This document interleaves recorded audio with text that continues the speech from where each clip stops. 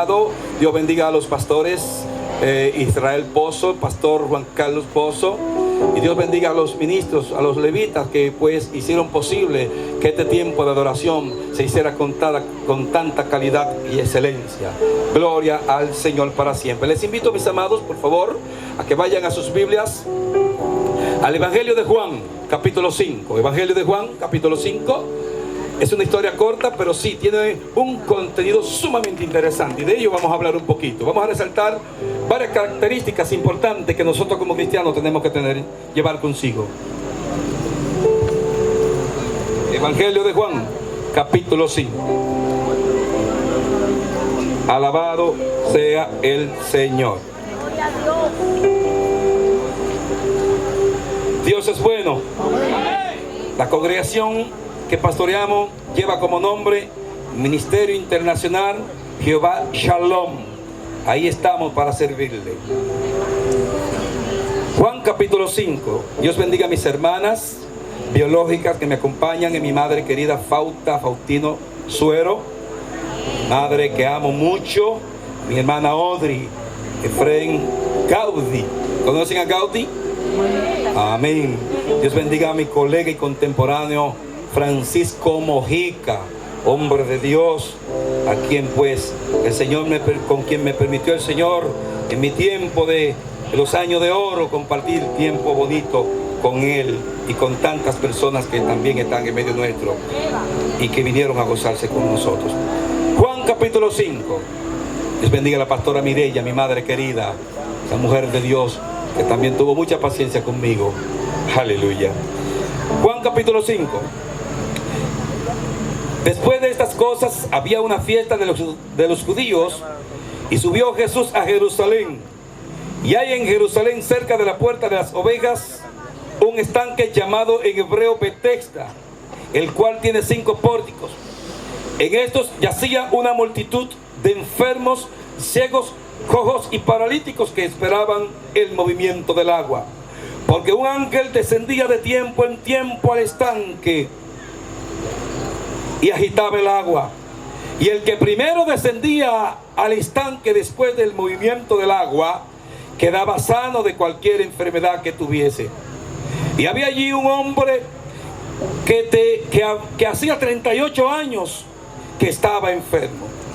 Cuando Jesús lo vio acostado y supo que llevaba ya mucho tiempo así, le dijo: ¿quieres ser sano? Señor, respondió el enfermo, no tengo quien me meta en el estanque cuando se agite el agua, y entre tanto que yo voy, otro desciende antes que yo. Jesús le dijo: levántate, toma tu lecho y anda. Y al instante aquel hombre fue sanado y tomó su lecho y anduvo. Padre, yo te doy gracias por tu amor y por tu grata misericordia, por tu poder y por tu fidelidad, por todo lo que tú has hecho con nosotros y aún seguirás haciendo. Padre, pido, Dios amado, que en esta noche tú continúes hablándole a este pueblo. Tú me hablaste a mí primero, hiciste conmigo lo que tú en realidad dijiste que ibas a hacer, y era identificarme con esta historia y luego compartirla con este auditorio, con estos hermanos que hoy han comparecido a este lugar. Sana, liberta, restaura, levanta al caído, obra milagros, señales y prodigios, y sobre todo convence a las vidas de pecados. Señor, en el nombre de Jesús, amén, amén. Pueden sentarse, mis amados. Alabado sea el Señor. Aleluya. Volviendo a retomar un poquito la historia de nuestro amado y distinguido pastor Héctor Abreu Sencio.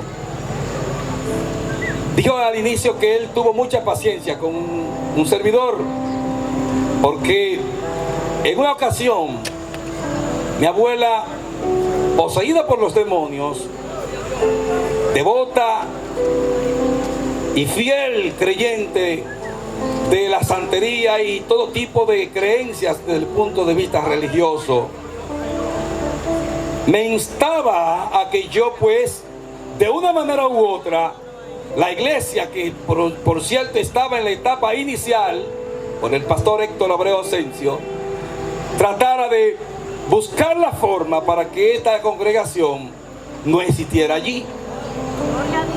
Y recuerdo que un 31 de diciembre, pues yo viviendo en la ciudad, en la ciudad de Jaina, luego de ya pues haber formado una relación con mi amada esposa, me dirigí hacia el campo y allí estoy en Matarango, mi tierra natal, donde están mis raíces.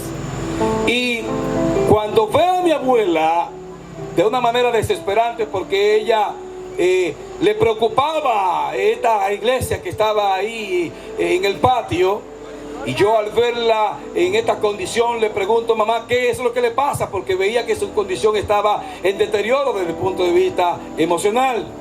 Y me dijo: mira, ¿cuál es la causa por la cual yo estoy así? Y cuando digo ¿qué es lo que pasa? Cuando veo, hermano, a un grupo de hermanitos que estaban gozándose ahí en esa iglesia, junto con nuestro amado pastor Héctor Abreu Asensio, y cantando un coro que dice: los Baales no quieren que se queme la leña, los Baales no quieren que se queme la leña. Usted sabe que eso tortura al diablo, eso trastorna a los demonios. Gloria al Señor.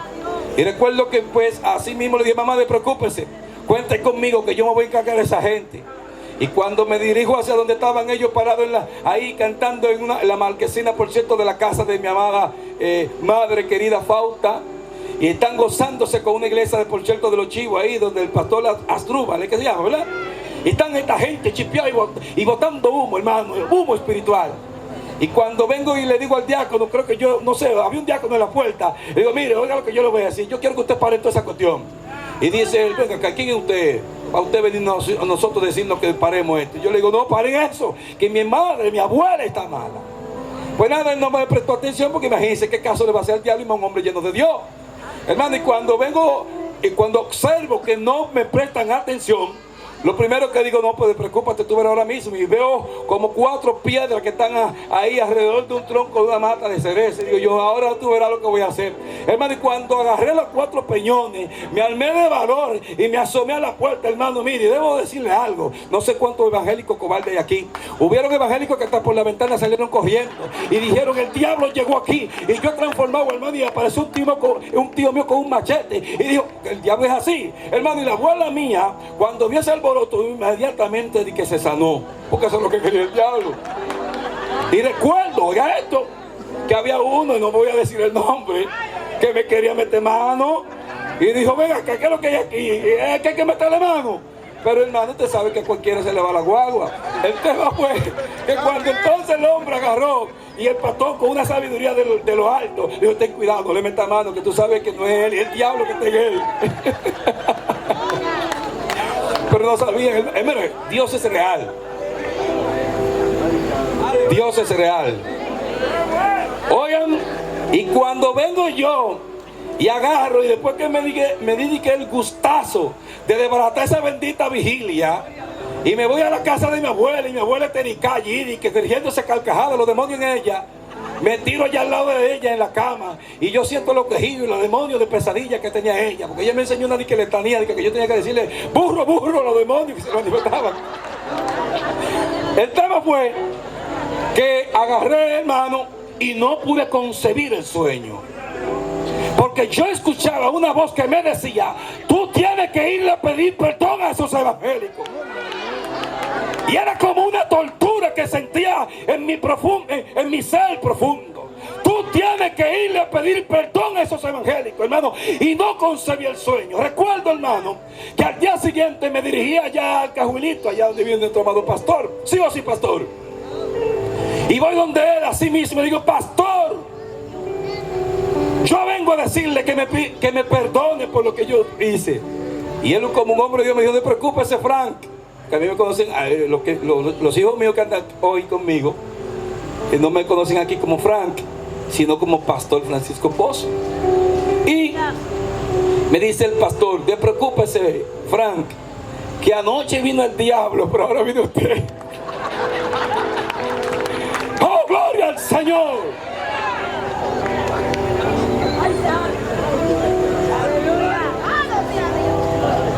El Señor le dice a mucha gente aquí que dejen la distracción, porque aquí va a pasar algo grande.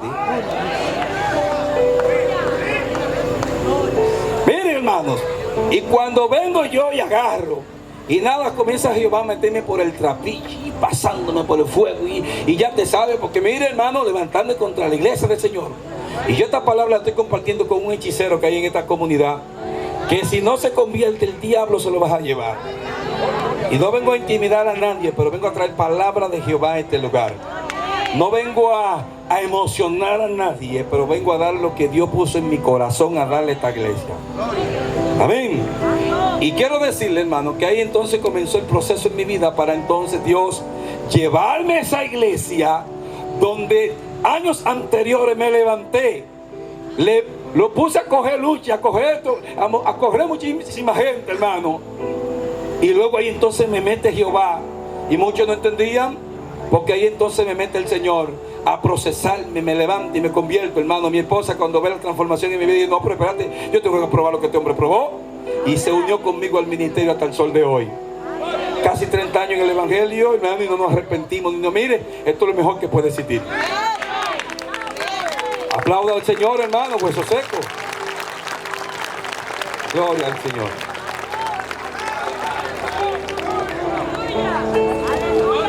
Ok, quedamos ahí. Ya tiene más o menos una idea de quién soy yo. Entonces ese hombre, que allí donde años anteriores el diablo lo usó, entonces me lleva allí para guayar la yuca con esta gente, hermano, y me dio en una locura. Por eso Dios trajo consigo un avivamiento en mi vida, y créanme que lo disfruté. Me metí con Dios y me sigo metiendo. Pero en esos tiempos, para preparar Dios la plataforma, y luego de tener una buena base, meterme en Higüey, un pueblo pagano, a pelear con los diablos, los demonios y todos esos espíritus del infierno, tenía que prepararme allí, hermano, en donde Dios me permitió crecer para la gloria de Dios. Preparó Dios conmigo la primera base, aleluya, y mi familia, para hoy estar de pie. Porque lo que no te mata te hace más fuerte. Gloria a Dios. Gloria a Dios. Gloria al Señor. La historia que nosotros leímos, como le decía ahorita, tiene un contenido muy interesante. Y el tema es: llegó tu turno. Llegó tu turno. Yo he estado meditando profundamente en todos estos días acerca de esta historia, porque la misma está relacionada, o sea, tiene mucha relación con otras más. Y probablemente haga un resumen de ambas y la comparta con ustedes. Me llama mucho la atención esta historia, porque si bien es cierto, hay varios puntos que destacar en la misma. Y es que desde que entró el pecado a la humanidad, esto ha traído consigo un cambio totalmente brusco en el comportamiento humano. Y hay uno de estos que es el más visible dentro de nosotros, aún siendo cristianos, y es el pecado o la actitud, el comportamiento. ¿Sabe de cuál es? El rechazo, la subestimación, aquellos que creen que solamente para ellos que hay oportunidad,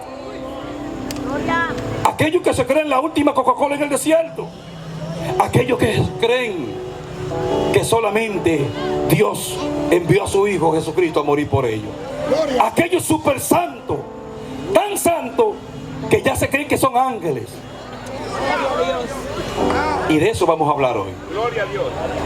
Entonces aquí, en este cuadro histórico, vemos que dice la Biblia que había un estanque llamado en hebreo Betesda, que significa casa de misericordia.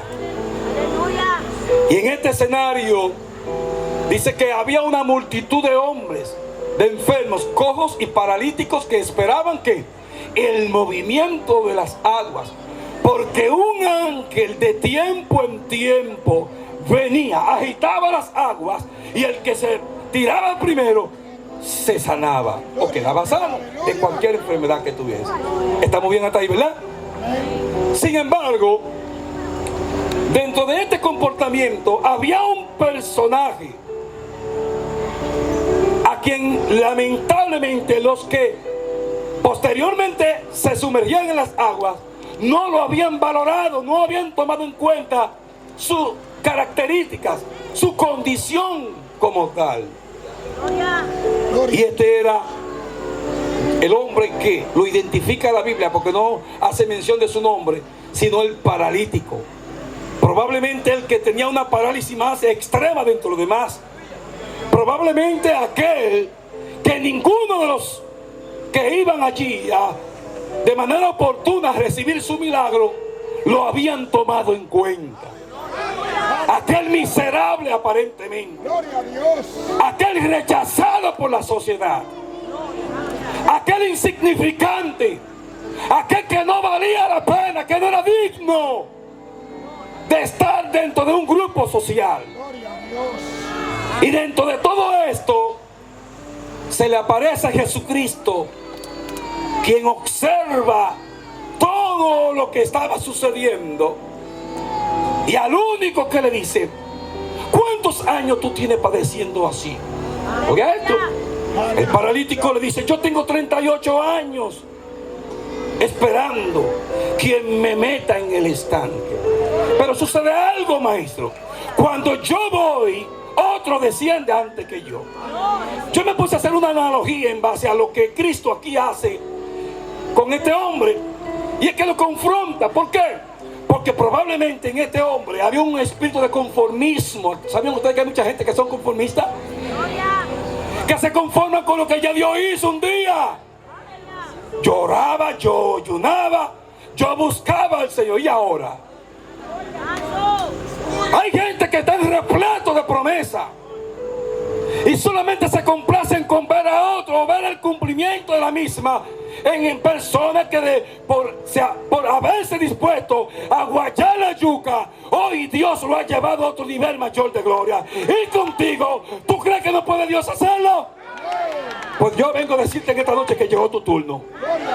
Pero yo vengo a decirle no a los mediocres espirituales, no a los paralíticos emocionales, no a los paralíticos, hermanos, religiosos, sino a la gente que están convencidos que para usted también hay una oportunidad de crecer en el Señor, una oportunidad de trascender, de avanzar, de esparcir el evangelio de la salvación, de decirle a los demonios que Cristo salva, Cristo liberta, y a que el Hijo del Hombre libertare será verdaderamente libre.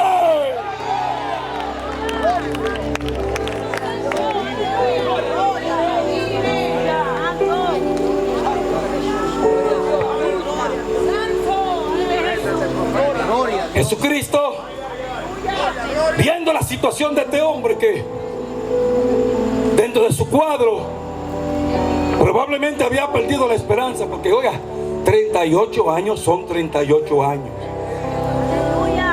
Hay mucha gente que por 2 o 3 meses